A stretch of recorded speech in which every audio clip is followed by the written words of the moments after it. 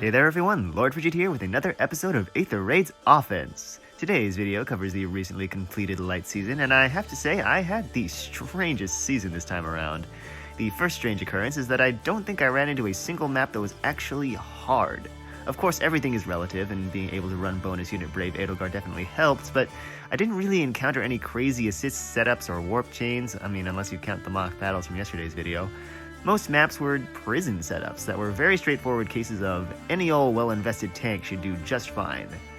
And of course, neither Idunn nor Edelgard qualify as quote-unquote any old tank. The other strange occurrence is that my defense map got absolutely hammered. This week was probably my worst light-dark defense performance since before I switched to my current setup. So hopefully that's not indicative of huge issues, but if it continues, I definitely won't hesitate to look for ways to restructure it. Anyway, the week is over now, so let's go ahead and get into today's battles. Today's first battle is a somewhat prison-ish setup with the core units cooped up in the upper right corner. There's an infantry pulse element giving Celica her glimmer and Alm his lunar flash, but it's nothing too bad. The map is notably susceptible to high-bulk red units. The best way to deal with it is to take one and have them take out Alm.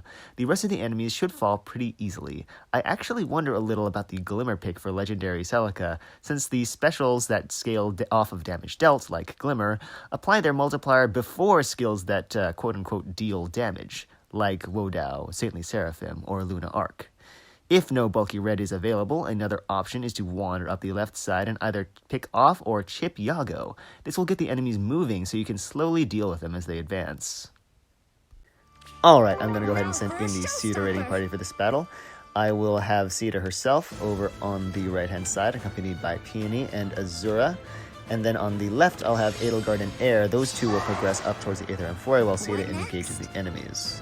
I do need to keep Azura over here just for a little bit to make sure that she receives the Fortify Res 4 bonus from Peony. That will make sure that Sita does not have to take the penalties from the Dark Shrine. So to kick things off, I think I'll go ahead and move Sita up 2 spaces. That should be fine, although it looks like... yeah, that's kind of unfortunate. I think I'll need to refresh with Peony here. If I had been able to refresh with Azura, then she would have been able to 2 HKO Alm instead of 1 HKOing, which would have allowed her to get some chip damage off on Tiki. But that's okay. Looks like I just kind of sort of messed up the positioning there. So, oh well. Alright, so Tiki... actually, I'm not actually certain whether or not Azura deals damage to her. I suspect she doesn't just because of the massive amounts of attack reduction. Okay, so she does receive the... she does, rather, give Tiki the refresh. Tiki gets her 3 HP soul heal off. Sita does less damage than before since Tiki actually has a defense buff now. However, she does KO Faye, and Celica cannot actually reach Sita because Azura is blocking that space. Not that it would have mattered too much. The only damage she takes is the damage from Saintly Seraphim, since Glimmer doesn't actually scale off of that. I'm not sure why Glimmer was chosen there. Let me go ahead and actually take out... actually, let's go ahead and take out Tiki here. She'll be able to handle Azura on the enemy phase.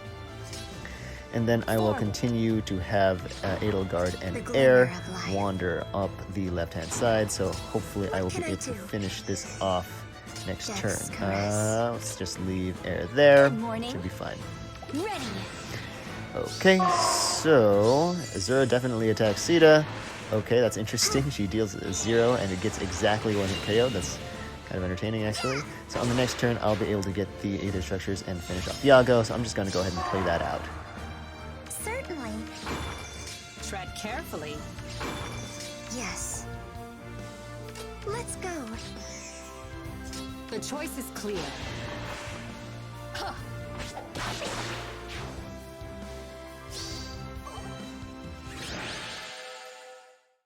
The second battle is another prison setup using mostly ranged units that are spaced out across the top of the map, possibly to avoid sabotages and sudden panic. There are a lot of ways you could go with this one. You could break the snowman and fireplace decorations on the left side and snipe Edelwood from over the breakable block. You could also drop a 2-range tank under the Black Eagle banner on the right edge of the map to deal with Sylvain and Reinhardt.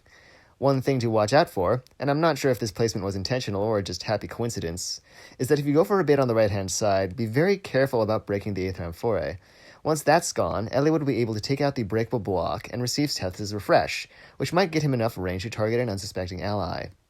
On the other hand, you could also take advantage of the similar situation on the far left, breaking the snowman to force him to hit the block on the left edge and get refreshed, which will split the enemies up very nicely. Either way, this map shouldn't be too difficult. I'm going to go ahead and send in the final boss Idunn team for this map, but unlike other instances of me using this team, Idunn is actually not going to be doing a whole lot this time. Edelgard is going to be doing most of the combat this round. Should be interesting to allow her to have a chance to shine. She steps on the heavy trap, but obviously it doesn't affect her. I'm actually going to go ahead and break the Black Eagle banner. Interesting that I'm having Edelgard do that. And the effect that will have is that it'll get Eliwood moving. Edelgard, I have observed, is actually able to deal with Eliwood when she attacks him. So I'm going to take full advantage of that. Reinhardt hits for a 0. I'd be surprised if Sylvain hits for any more than that. And then Eliwood should be moving next because he has no assist.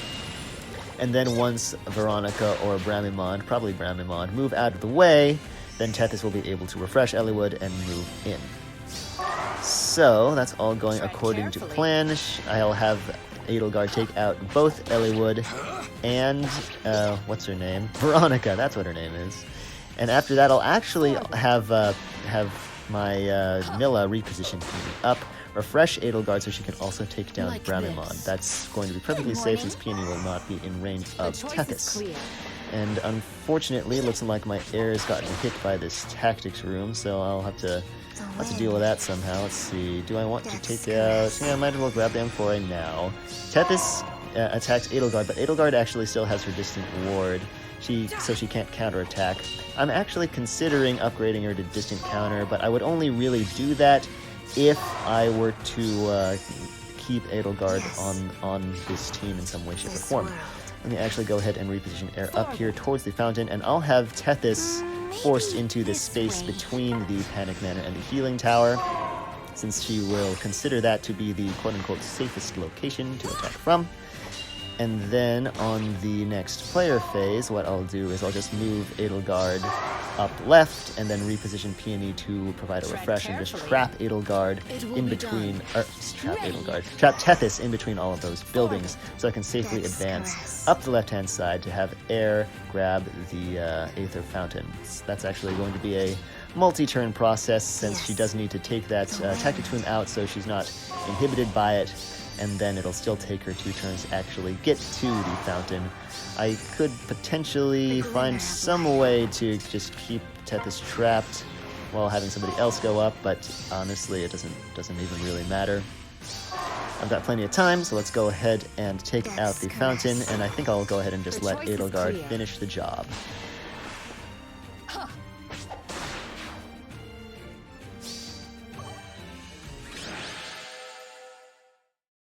The final map is a boxish, prisonish hybrid. It's a bit of a mashup of annoying Aether Raids defense enemies with Ike, Eliwood, Ophelia, and Lysithea, backed up by Legendary Azura.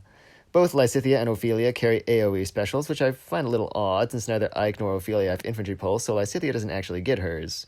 AoE specials also don't synergize with her weapon, since the special activates before combat, meaning that it can't possibly be ready at the start of combat. It's still a viable option due to the high damage potential of the special itself, but given that it's not even fully charged, it's certainly a poor choice here. The easiest way to engage the enemy is actually to wander up the left side and break the Aether Amphore with a 2-range unit like Air. This will force Azura to attack, leaving the remaining enemies to advance without her support. From there, a bulky red should be able to handle the advancing foes.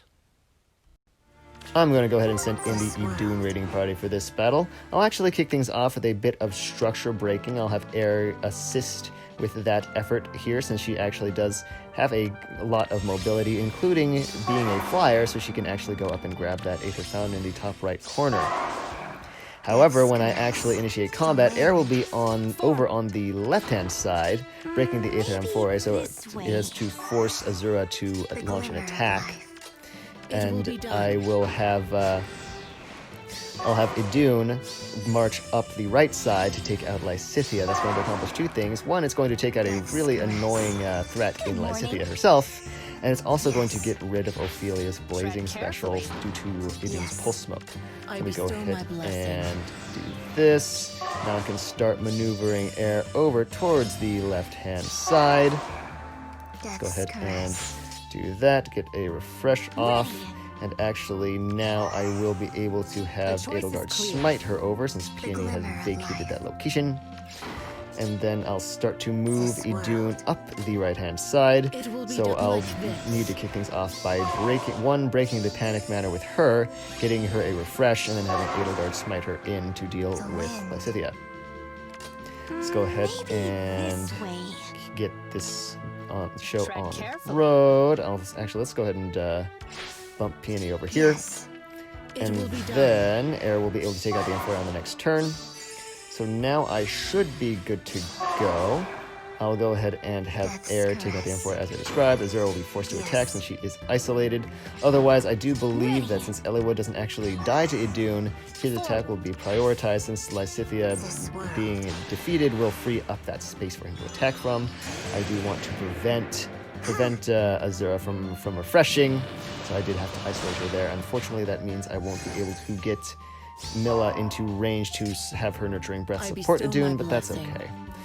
Let's go ahead and I guess I can just move her over. It doesn't really matter. She's still supporting Air with Nurturing Breath. And now if I need to, I can get her into range of Idunn on the next turn. Although it looks like I actually won't need to. Idunn deals a 26 to Eliwood, which will make for a clean 2-hit KO. Let's see how the enemy continues. Looks like Ophelia's up next. That's definitely a 2-hit KO there. I mean, obviously, as everyone's played the combat preview, and now she's not quite at full HP, but Hell's attack, looks like Azura's attack's prioritized, but when Hell does attack, she should not deal like any damage at all. I wouldn't imagine. Idunn's res is quite high, and she does have triangle disadvantage, so she should be back up at full HP after that. She doesn't get guard bearing either, so she will. So her Hell's Reaper won't protect her from getting defeated. And Brave Ike will be forced to attack. I actually do wonder if this will be a KO here. I'm thinking probably not. He does mitigate 40 and 80% of her hits, respectively. Yeah, no, she falls just a little bit short. If I'd been able to have Peony or possibly Milla supporting her, then that might have become a KO, but oh well, it doesn't really matter. I'm actually a little curious as to why Idunn is now dealing one more damage to Eliwood, but ultimately I guess it's not super significant. So I'll just have her finish off Ike to end the map.